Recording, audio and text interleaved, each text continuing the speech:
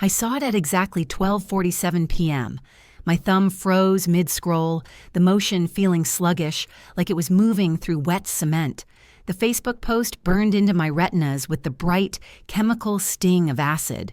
The date stamp was 11:53 p.m. last night, exactly 7 minutes before my 29th birthday officially began. It was a surprise party for my sister. "The only girl worth celebrating," read the bubbly cursive caption beneath a cluster of grinning, familiar faces. Evelyn, of course, was center stage. She was draped in that familiar pose of feigned surprise, one hand pressed dramatically to her chest while the other waved, manicured fingers splayed toward the camera. My mother's comment sat just below the photo, a digital knife twist, plunged deep and casual. "So glad someone is worth the effort and the baking." The room tilted just slightly. My eyes didn't move. They locked on the glossy, high-end tech bag perched on the table beside Evelyn. It was half open, and from the pristine white tissue paper, the distinctive silver logo of the exact laptop model I'd spent the last 18 months saving for was peeking out. I set my phone down on my desk, my fingers trembling so badly I was afraid I'd drop it. The office around me continued its relentless Monday rhythm. Keyboards clicked in a steady percussive rain. Phones chirped. The acrid smell of burnt coffee wafted from the break room. I sat perfectly still, a statue of corporate composure, hiding the seismic earthquake that was ripping through my foundations. "Bathroom," I muttered, to no one in particular, rising from my desk with a precision that felt robotic. I walked past my colleague Samantha's desk. She glanced up, offered a brief, busy smile, and immediately looked back at her screen, oblivious. The fluorescent lights of the women's restroom flickered, casting a sickly, sterile glow.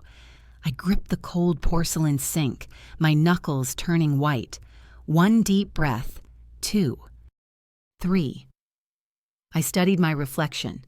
Miranda Holloway, 29 years old today, though apparently not worth remembering. A single hot tear escaped before I could stop it, tracing a path down my cheek. I wiped it away with the back of my hand, angry at the small gray smudge of mascara it left behind. "Everything okay in there, Miranda?" Samantha's voice, kind and concerned, came from the other side of the door, followed by a gentle knock. "Fine," I called back, my voice steadier than I felt. "Just a minute."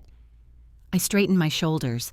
I watched in the mirror as the raw hurt in my eyes was slowly replaced by something colder, harder.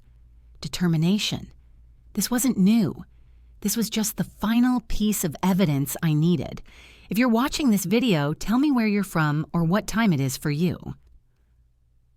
The memory rose, unwanted and sharp. 16-year-old me, standing at the stove, stirring spaghetti sauce with one hand while trying to solve an algebra problem with the other. My textbook was propped against the sugar canister, its pages splattered with tomato. Dad, Vincent, was sprawled on the couch with a 14-year-old Evelyn. They were both howling with laughter at her video game antics. Mom, Loretta, was sitting on the floor, cheering Evelyn's virtual victories. "Dinner's ready," I had called. "5 more minutes," Vincent answered, not even looking up. "Evelyn's about to beat her high score." Dinner grew cold.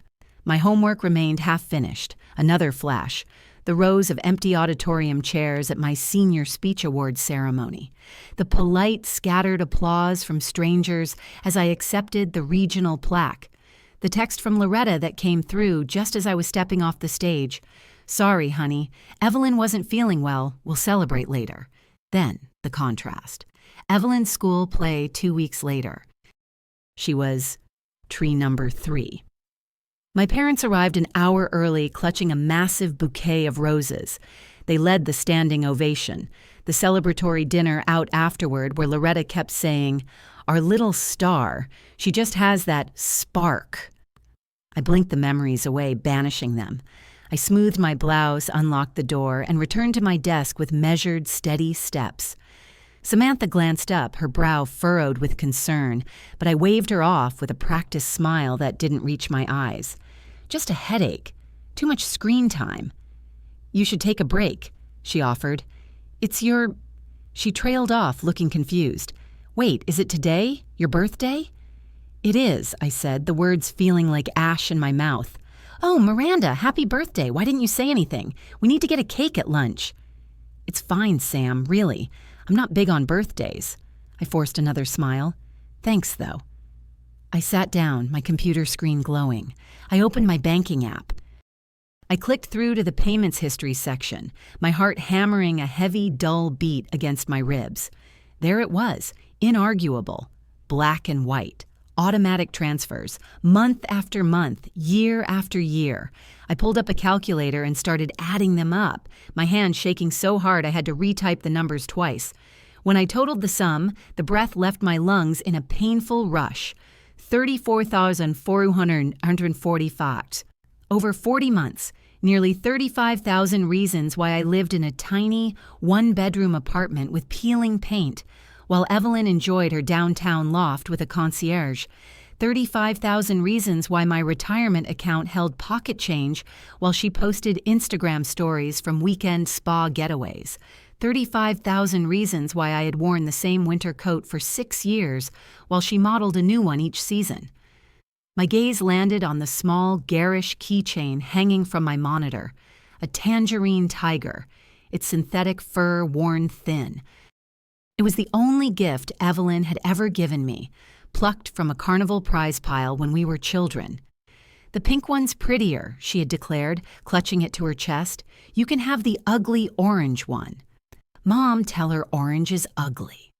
And Loretta had nodded, smoothing Evelyn's hair. Orange is a bit harsh, sweetie. But Miranda doesn't mind, do you?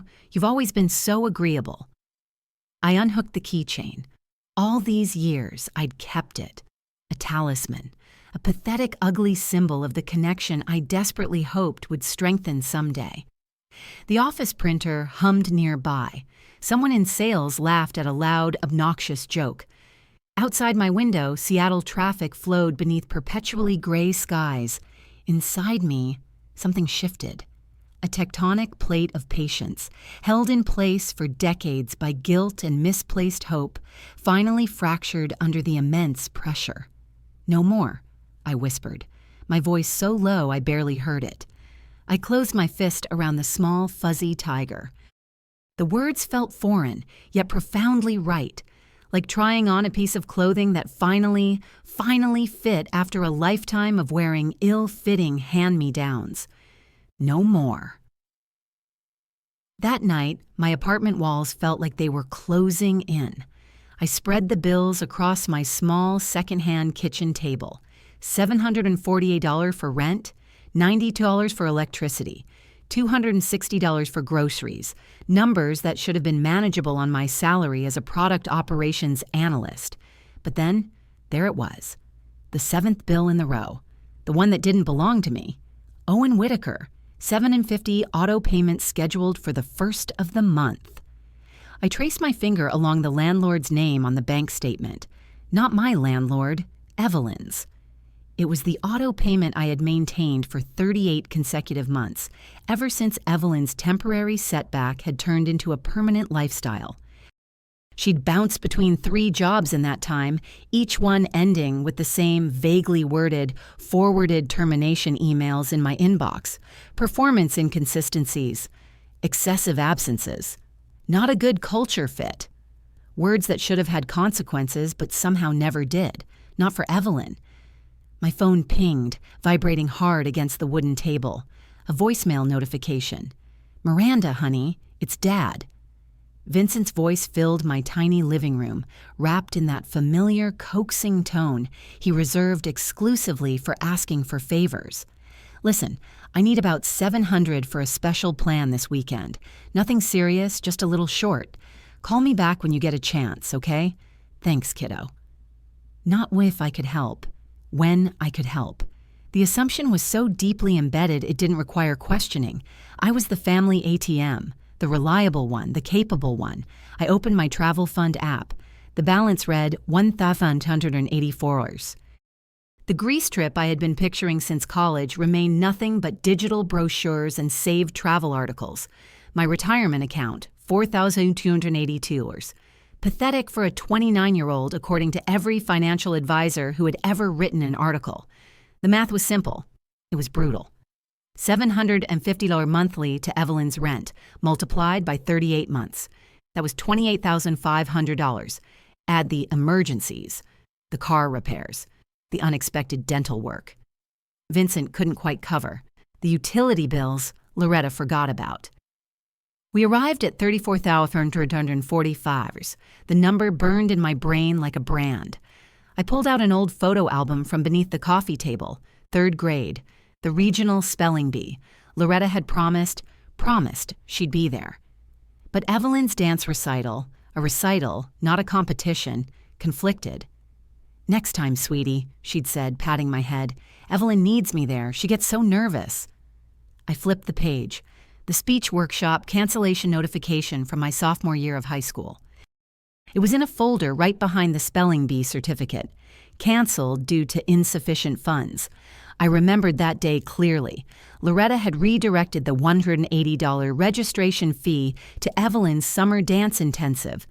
"She has real talent, Miranda," Loretta had insisted. "Your grades are already so good." Then there was the graduation dress, originally mine, a deep, beautiful crimson. Evelyn had accidentally spilled an entire glass of red wine on it 3 days before my ceremony. "It looks better on her anyway," Loretta had declared, as Evelyn twirled in my altered dress at her junior prom. "Red just complements her skin tone so much more." I moved to my laptop and opened my bank account again. $6,430 in savings. It should have been over $40,000. It would have been without the steady, parasitic drain of Evelyn's needs. My finger hovered over the Instagram icon. I shouldn't look. It was masochism. But I did. There she was, Evelyn at Camelback Mountain. The Phoenix sun glinted off her designer sunglasses. The post was dated 3 days after she had texted me. "Miri, I'm desperate. Need rent money early this month. Power might get shut off." 4 posts later, the designer bag. The unmistakable logo, glinting in the sunlight. Purchased the day after I had sent her $600 for an unexpected medical expense. "She's just more sensitive than you," Vincent's voice echoed from countless conversations. "You've always been our rock, Miranda. So self-sufficient." Self-sufficient by necessity, responsible because no one else would be. I grabbed the tangerine tiger keychain from my desk and sank into my worn couch, turning the small, ugly trinket between my fingers. The fur, once bright orange, had faded to a dull, sad amber. Patches were worn completely bare from years of nervous handling. "The pink one's prettier? You can have the ugly orange one. Orange is ugly." "But Miranda doesn't mind, do you, sweetie?" I hadn't minded. Or rather, I had said I hadn't. I'd slipped the orange bear onto my backpack and carried it for 16 years, through high school, college, and into my adult life. A constant tactile reminder of what I had been taught, that I deserved less, that my role was to fill the gaps, patch the holes, and bear the weight. All night I sat turning the tiger between my fingers, watching the shadows shift and lengthen across my apartment walls. As the deep, oppressive night finally surrendered to the first hint of gray morning, I set the keychain down on my coffee table. I retrieved a small wooden box from my bedroom closet, placed the tiger inside, and closed the lid with a decisive, satisfying click. The weight of the decision settled over me, not like a burden, but like armor. I opened my laptop. The screen illuminated my face in the dim morning light as my fingers hovered over the keyboard. 3 emails. That's all it would take. I typed the first address. Oscar? Whitaker? The words began to flow as the sun rose, my fingers striking the keys with a growing, cold certainty. With each word, I felt something long, dormant, awakening. It wasn't just anger, though there was plenty of that. It was something more sustainable. Self-respect. The 3 emails sat as drafts in my inbox. Each one was a key, turning in a lock I had kept sealed for my entire adult life. I checked the clock. 5:17 a.m. I had been awake all night. drafting, deleting, and redrafting these messages until every single word stood firm as a soldier. The first email addressed to Oscar Wallace began with a professional courtesy that masked the tremor in my fingers. Dear Mr. Wallace, I am writing to inform you that, effective immediately, I will no longer be making payments toward my sister, Evelyn Holloway's rent at 1445 Belmont Avenue. This arrangement was intended as temporary assistance and has continued for 40 months. Please direct all future communication regarding this property and its lease directly to the tenant. Respectfully, Miranda Holloway.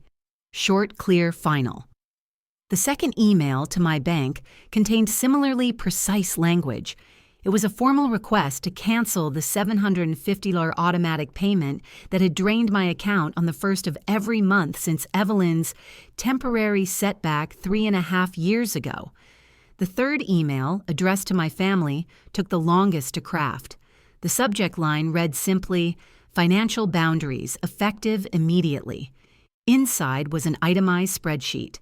I had attached the file documenting every dollar I had provided, $34,445 over 40 months, rent payments, utility bailouts, emergency cash transfers that had miraculously funded weekend getaways and designer purchases. The birthday laptop. I added a brief, cold message above the spreadsheet. I have supported Evelyn financially for over 3 years at a significant personal cost. This arrangement ends today. I'm not available for a discussion on this matter. Please respect my decision. My finger hovered over the send button on the first email. The kitchen felt unnaturally quiet.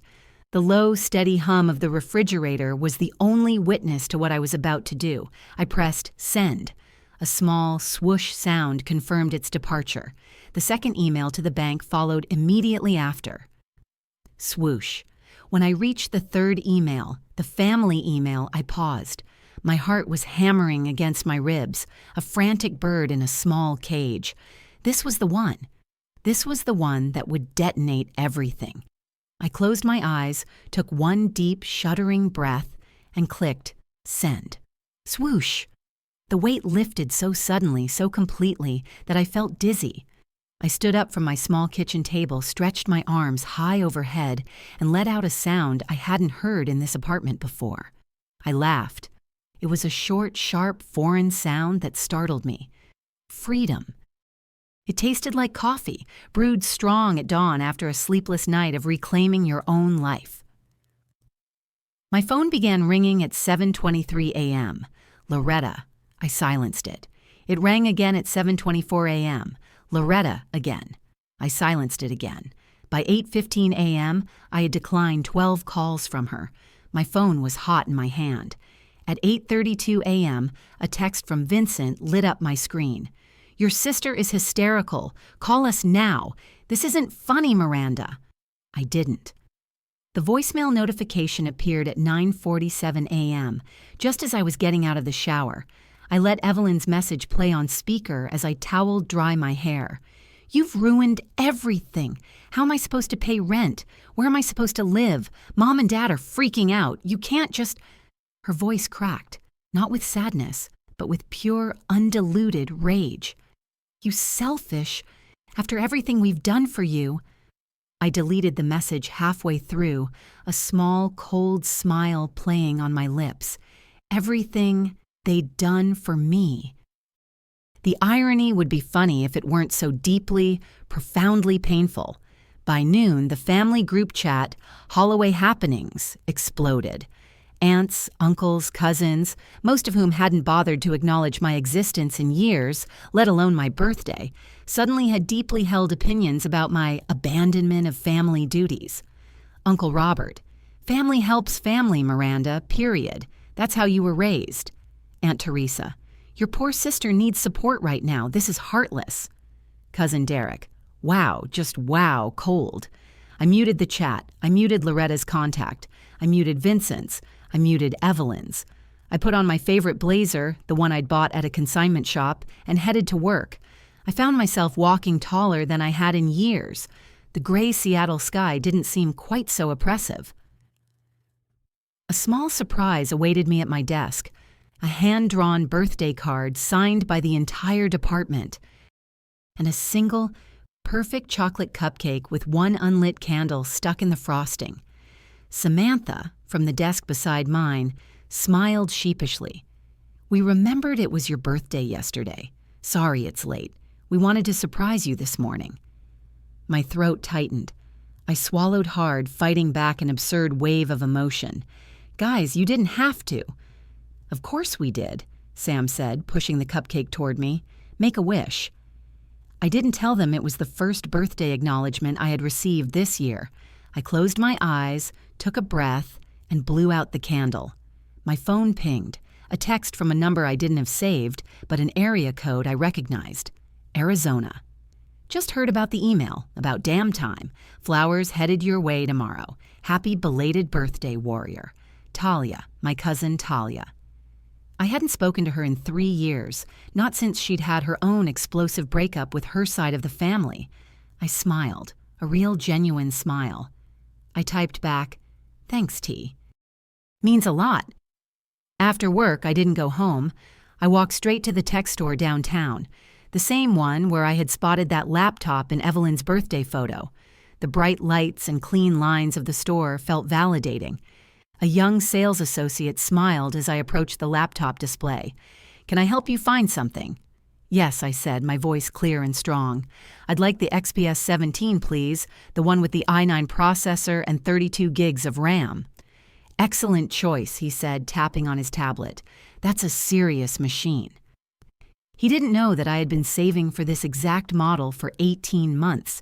He didn't know that its twin now sat on my sister's desk, purchased with my parents' money, probably while they were simultaneously ignoring my birthday. He simply saw a woman making a purchase she could afford, and his polite, professional smile felt like a reward. As he processed my credit card, I didn't feel guilty. I didn't feel extravagant. I imagined what I would do with the $750 I'd be saving each month now. My travel fund, my retirement account, maybe, someday, a place with a balcony and an air conditioner that didn't sound like a dying lawnmower. I walked out of the store with the heavy, satisfying weight of the bag in my hand. I was, for the first time, investing in myself. The phone rang just after I finished dinner, a local number I didn't recognize. I answered with a steady composure I was just starting to get used to. "Hello, Miranda Holloway speaking."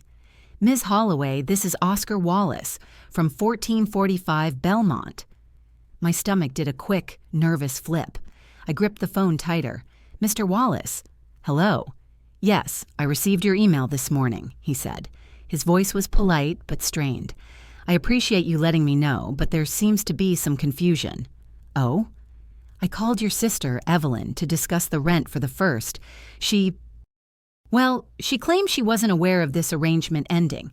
She said you were her personal accountant and that you must have made a mistake." I laughed. A short, sharp bark. "Mr. Wallace, I can assure you, I am not her accountant, and there is no mistake." "And Mr. Wallace," I interrupted, my voice level and cold, "I understand this puts you in an awkward position, but my financial arrangement with that property and with my sister has concluded, permanently. Please work directly with Evelyn on any matters moving forward. She is the only tenant on the lease, is she not?" A long pause stretched between us. I could hear him breathing on the other end. "I see," he said finally, his tone shifting. "Yes, she is. Well, I suppose I'll need to discuss payment options with her directly then. This is irregular." "That would be best. Thank you for understanding, Mr. Wallace." "Of course." "Have a good evening." I ended the call and felt a rush of something powerful flooding my chest. For 3 years, I had paid this man's mortgage, while my sister lived in a downtown loft with stainless steel appliances and a doorman. For 3 years, I had come home to peeling paint and a window unit that barely worked. No more. I sank onto my secondhand couch, closing my eyes. My phone continued to buzz with muted notifications from the Holloway Happenings chat, but they felt distant now. They felt like they were happening to someone else. Tonight, for the first time in as long as I could remember, I would sleep without worrying about anyone's financial problems but my own. When I finally crawled into bed, I thought about what tomorrow would bring. More calls, more accusations, maybe even a surprise visit. But for the first time, I wasn't afraid of their reactions.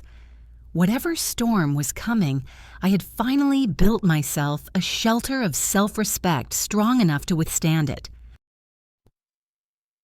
I had just started setting up my new laptop, admiring the crisp, bright display when my phone rang again. 10:14 p.m. Oscar Wallace. My brows furrowed. Why was he calling back? I answered, a prickle of annoyance in my voice. Mr. Wallace, I believe we concluded our business. Ms. Holloway, I apologize for the late hour. His voice was completely different. The strained politeness was gone, replaced by a sharp, clipped anger. I am calling you back because I have just concluded my business with your sister, and I do not appreciate being lied to. I sat up straighter. What happened? After our call, I telephoned Ms. Holloway and informed her that rent was due on the 1st and that I expected payment from her directly. She panicked. She told me a wild story about how you were her personal business manager and that you were in breach of your contract with her. He let out a short, incredulous laugh. She actually threatened to have you sued and then demanded I call you back and reinstate the payment arrangement. She tried to make me your collections agent, Ms. Holloway. A cold fury settled over me. I see. I am a patient man, Mr. Wallace continued, his voice like flint.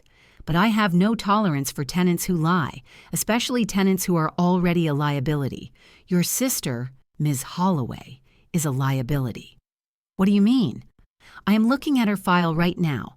In the last 6 months, I have received 3 formal written complaints from her neighbors about noise violations, loud parties on weeknights. Furthermore, my building manager has reported an unregistered, long-term guest staying in the unit, which is a direct violation of her lease agreement. My mind raced. This was leverage. I had no idea. Of course you didn't. You were just the bank. Well, the bank is closed. I informed Ms. Holloway that she has until the 1st to remit payment in full and remove her unauthorized guest, or I am beginning formal eviction proceedings on the 5th. He paused, and I heard the sound of a keyboard clicking. I don't normally do this, but your sister's attempt to involve me in her family drama was unprofessional. I am emailing you, as a courtesy, the payment ledger you've covered for the last 40 months. I am also attaching copies of the official incident reports. Not for gossip, Ms. Holloway, for your records, in case she tries to claim you are the one being unreasonable. My phone chimed. A new email. Subject, FWD Tenant File 1445B. Thank you, Mr. Wallace, I said, my voice thick with a strange, sudden emotion. You have no idea how much this means. Good luck, Ms. Holloway. It sounds like you'll need it. He hung up. I opened the email. There it was. PDF after PDF. Indisputable third-party proof. The game had just changed. 2 days later, I was on a high. I had just walked out of my director's office, my head spinning. The senior operations lead in Baltimore is a big step, Miranda, he'd said. But your name was at the top of my list. You're efficient, you're reliable, and you get things done. The job is yours if you want it. Baltimore. A new city. A new title. A massive raise. A chance to be someone other than Miranda. The capable one. I want it, I'd said, shaking his hand. I'll start packing. I was walking back to my desk, mentally drafting my resignation letter, when I heard the commotion. I don't care if she's in a meeting. I am her mother, Miranda, Miranda. My blood ran cold. I looked up. Loretta. She had somehow bypassed the front desk and was standing at the entrance to our open-plan office, her face flushed with rage, her pearl earrings shaking. The entire department froze. Every head turned. Samantha's eyes went wide. Miss, you cannot be back here. Jeremy Nash, our building security guard, was right behind her, his hand on his radio. "Miranda!" she shrieked, spotting me. "We need to talk about this ridiculous, childish email, now!" I felt 100 eyes on me. My boss's door opened. He peered out, frowning. This was a nightmare. "I'll be right there," I called out, my voice strained. I grabbed my blazer and walked quickly toward her, my face burning with humiliation. "Jeremy, it's fine. I'll handle this." "Are you sure, Miss Holloway?" he asked, his hand still hovering near his radio. "I'm sure." I grabbed Loretta's arm, my fingers digging into her expensive coat. "We are leaving." I dragged her toward the side door, past the receptionists who were pretending not to listen. "I am at work, Mom," I hissed. "I don't care where you are," she snapped back as the door closed behind us, cutting off the shocked silence of my office. We stood on the concrete landing of the stairwell. "We can discuss this after 5, I said, my voice shaking with fury. "We will discuss this now. You have humiliated your sister. Do you know what you've done to her? She can't eat. She can't sleep. That landlord called her." "Good," I said. "He should have. She's the tenant." "Family doesn't abandon family," she whispered, and the whisper cut sharper than her shout. "After everything we've done for you, stop, just stop." I couldn't take it. The public humiliation, the same tired script. "My apartment, 6 p.m., be there. You, Vincent, and Evelyn. We will talk about it once." "Vincent and Evelyn will be there," she said, as if it were her idea. "This isn't who we raised you to be, Miranda." I paused at the door, my hand on the handle. "No," I said, looking back at her. "It's who I'm choosing to be now." I left work early. I couldn't focus. My boss had given me a look of pity and concern, which was almost worse than anger. "Family drama?" he'd asked. "You could say that," I'd muttered. "Cover for me? Take your time. And Miranda, congratulations on Baltimore. It's well deserved."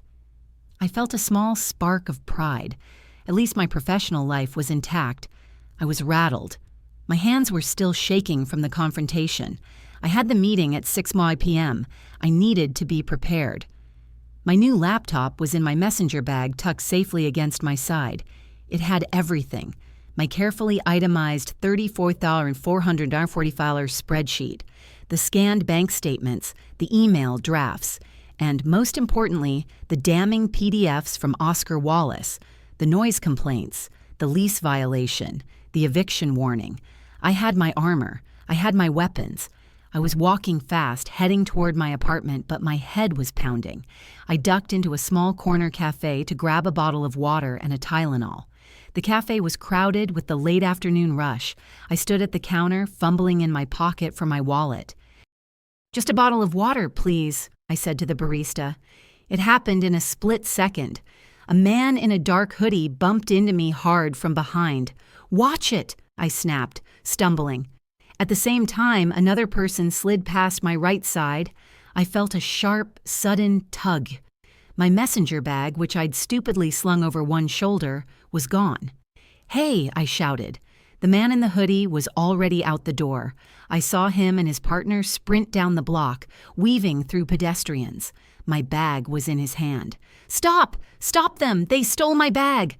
I screamed, running out onto the sidewalk, but they were gone. Vanished into the downtown crowd. I stood there, panting, on the busy sidewalk. People stared at me. A few asked if I was okay. My wallet was still in my pocket. My phone was in my hand. But the bag, the laptop, it was gone. I sank down onto a nearby bus bench, the world turning gray. It wasn't about the laptop. I could buy another laptop. It was the files. My proof, my evidence. My spreadsheets, my meticulously organized case, the smoking gun PDFs from Oscar Wallace, everything gone. I checked the clock on my phone. 5:15 p.m. They would be at my apartment in 45 minutes, and I was walking into the fight of my life completely, terrifyingly unarmed. At 5:58 p.m., the doorbell rang. They were early. I opened the door. They filled my tiny apartment like smoke, seeping into every corner, making the space shrink. Vincent entered first, his broad shoulders seeming to take up the entire doorway. He looked worried. Loretta followed, her eyes scanning, cataloging, judging. The peeling paint, the second-hand couch, the worn rug. Evelyn trailed behind them, the picture of tragic victimhood. Her eyes were red-rimmed, her shoulders hunched inside her designer coat, the one I recognized from the Instagram post. "Would anyone like some water?" I offered. My voice was strangely calm. The panic from the theft had subsided, replaced by a cold, hard clarity. "Water?" Evelyn's voice cracked, a perfect practice sound. "You ruined my life and you're offering water? I don't understand what I did wrong." She collapsed onto my love seat, her face crumpling. The performance began, right on cue. Vincent sat beside her, wrapping a protective arm around her shoulders. "Your sister is fragile right now, Miranda. This situation with her job—" "Which job, Dad?" I asked, genuinely curious. I leaned against my kitchen counter, crossing my arms. The marketing position she lost in January, or the graphic design job she was fired from in March? Evelyn's sobbing paused for a millisecond. Her eyes darted to Vincent. Loretta stepped forward, taking charge. "That's exactly why she needs support right now, until she stabilizes. You've always been so strong, Miranda. She has special challenges." "She's always been more sensitive than you," Loretta said, pacing my tiny living room. Her heels clicked against the hardwood like a ticking time bomb. "From the day she was born, the doctor said she needed extra attention." I watched the familiar performance. The script hadn't changed in 29 years. Only now I could see it for exactly what it was. "We're not asking for much," Loretta said, stopping to fix me with a look that once would have made me reach for my checkbook. "Just continue the payments until she stabilizes. Another 6 months, maybe a year. And then what?" My voice came out steady. "Another year after that? And another?" "You're choosing money over blood." Loretta's eyes narrowed. "Is that new laptop really worth destroying your family?" A laugh escaped me before I could stop it. It was short, sharp, and utterly without humor. "This isn't about a laptop." I pushed myself off the counter and stood in the middle of the room. They all looked at me, the three of them on my couch, a united front of expectation. "I was going to show you a presentation," I said, my voice cold and quiet. The room fell silent. I'd borrowed a projector from work. I had spreadsheets. I had evidence. But my laptop was stolen on the way home. Evelyn's head perked up, a flicker of relief in her eyes. "But it doesn't matter," I continued, locking eyes with her, "because I don't need a projector. I am the spreadsheet." I took a breath. 40 months. That's how long I've been paying for your life. The total is $34,445. Vincent frowned, leaning forward. "Miranda, that can't be—" $750 a month for 38 months, paid directly to Oscar Wallace. That's $28,500. Another $5,145 in emergencies. Like the $900 I sent you in April, Evelyn, 3 days before you posted pictures from your emergency vacation to Phoenix. Evelyn flinched. Or the $600 for unexpected medical expenses that somehow became a new designer bag. Or the laptop. The same laptop I'd been saving for. The one you all bought her 7 minutes before my birthday. The birthday you all forgot. "We didn't forget," Loretta started. "You didn't remember?" I snapped. "And now, Evelyn, you're being evicted, and it's not because of me." "What?" Evelyn's voice was a whisper.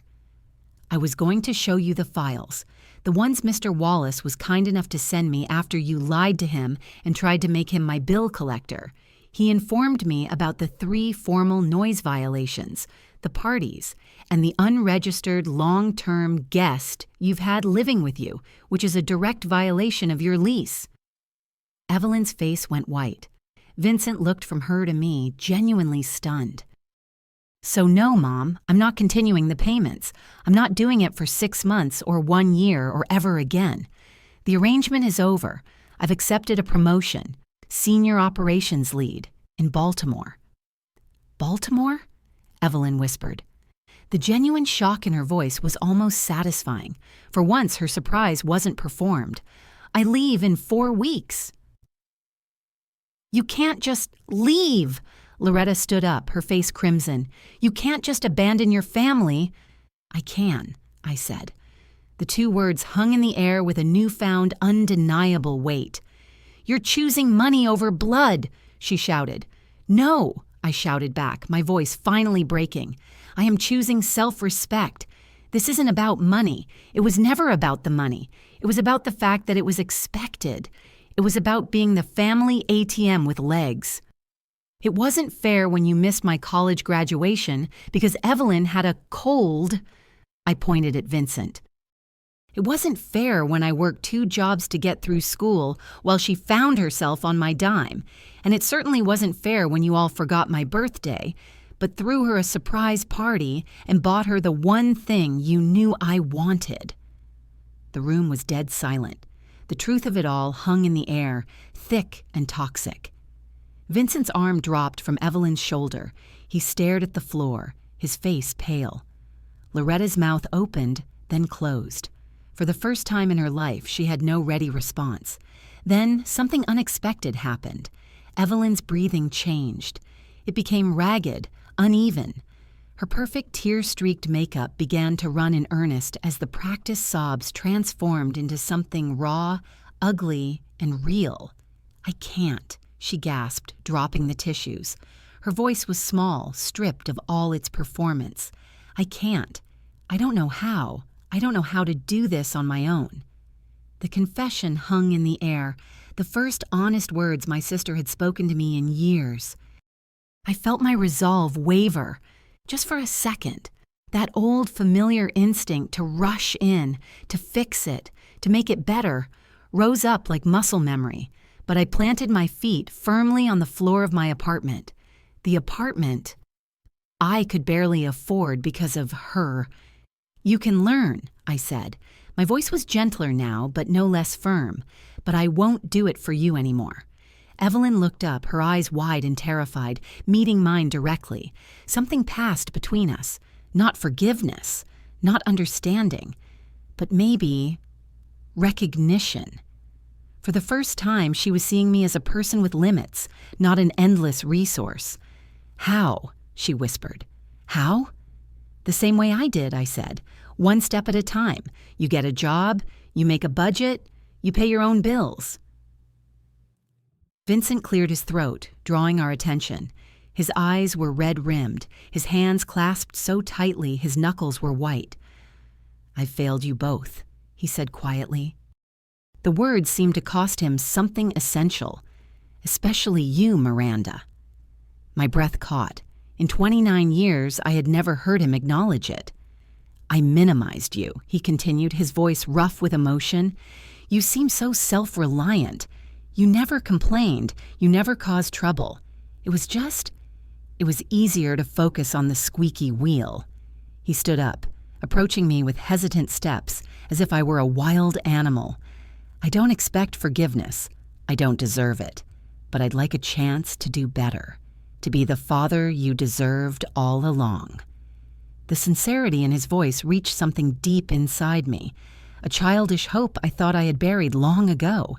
But hope, I knew, could be dangerous without boundaries. "Words are easy, Dad," I said, my voice steady. "I'm tired of words." "Then name it," he said simply. "Actions. What actions?"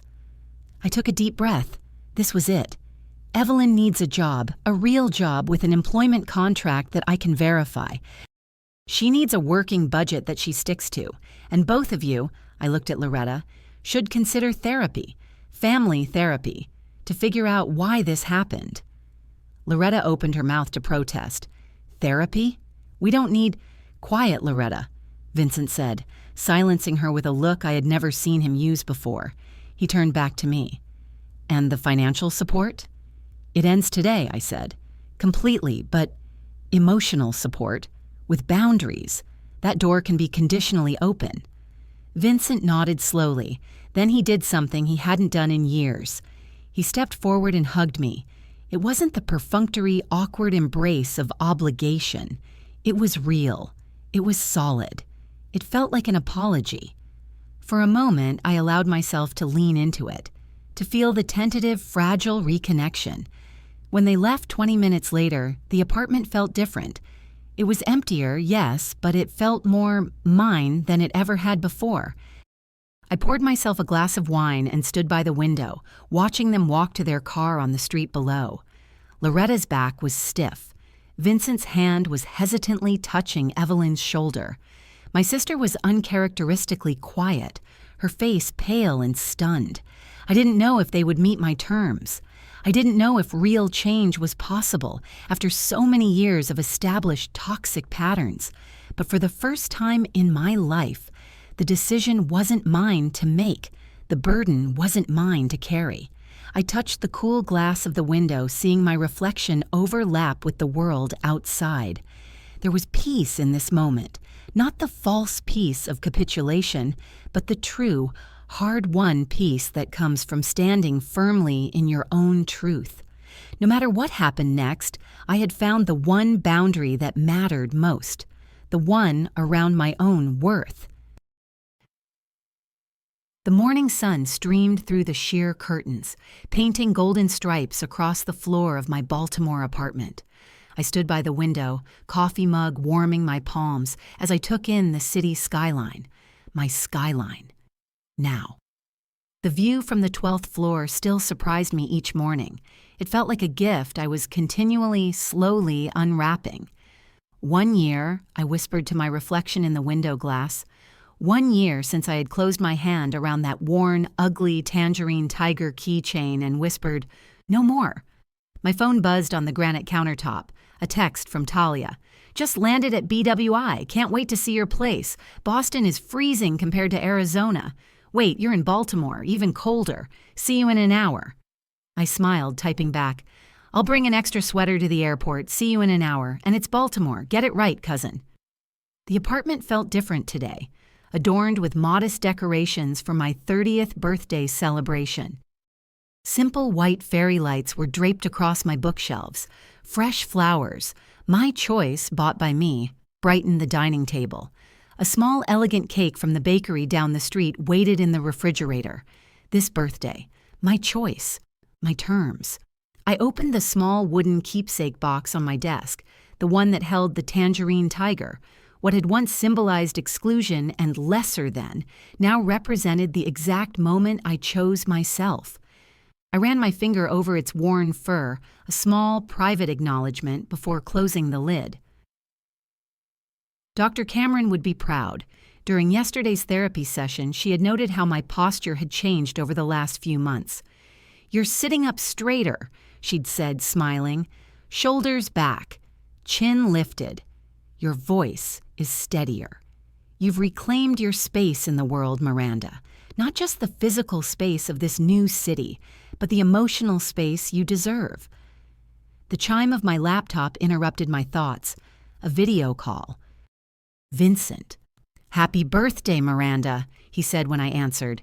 His smile was tentative, but genuine. The background showed his familiar living room, but something was different. He was sitting at the sturdy oak desk he had finally assembled, after years of promising to do it.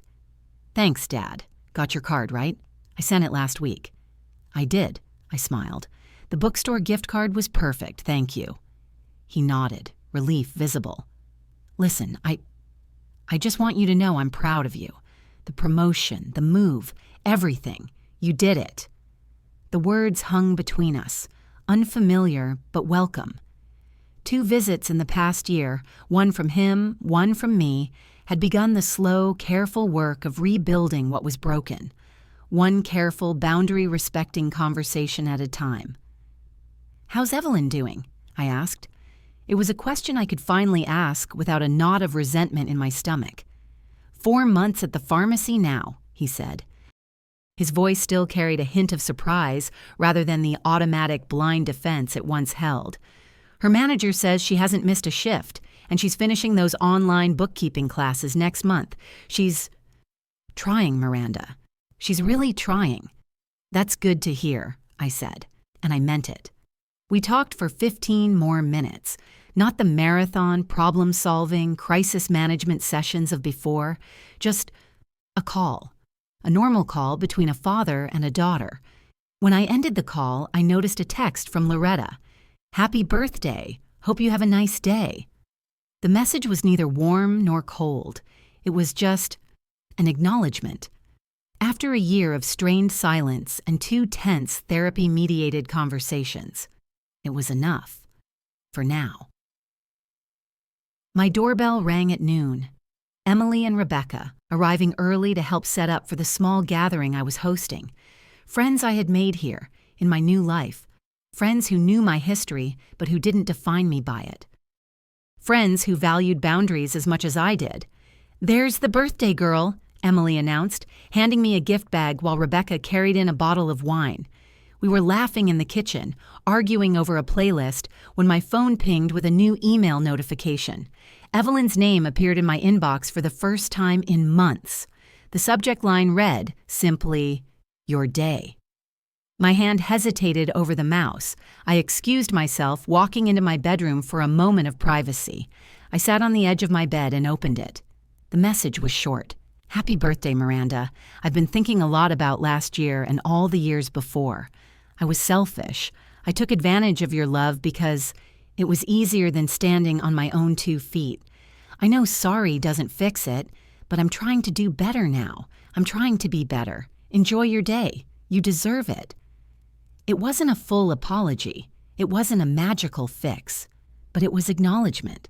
It was progress. I sat there for a long moment. Then I typed a short response. "Thank you, Evelyn. Keep up the good work. I'm proud of you. One step at a time." I hit send. When I returned to my friends, I was smiling. Later that evening, as Talia helped me arrange appetizers and we waited for the other guests to arrive, I caught a glimpse of myself in the hallway mirror. I was 30 years old today. My life was smaller in family, perhaps, but it was so much richer in peace. The woman looking back at me stood tall. She was no longer bearing the crushing weight of everyone else's responsibilities. This birthday, I was the one worth celebrating, and I had finally, truly, learned to celebrate myself. If this story resonated with you, leave a like and consider subscribing. You can also drop any comment below, even just one word. Maybe tell me where you're watching from, or what time it is right now. Sometimes one word is enough to say you were here.